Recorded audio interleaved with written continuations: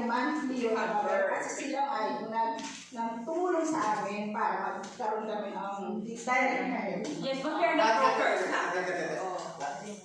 Let her respond to the last.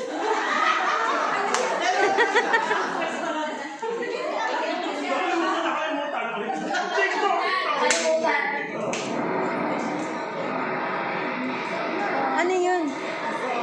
Yung mic. Dito mo lang makapanig. Ganun mo lang. Hindi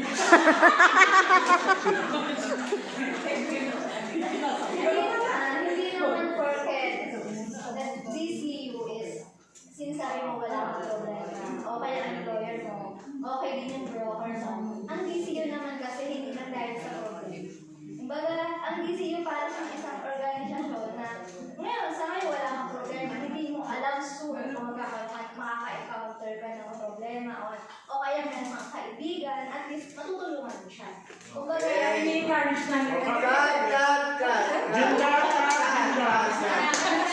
Alright, wait lang. Dito kayo. Di ba kayo tapos? Okay. Observations. Sige, right na naman. Para sa side ng right, medyo kulang yung paliwanag nila. And then sa left naman, magaling. Kasi nalito kayo. Others, comment.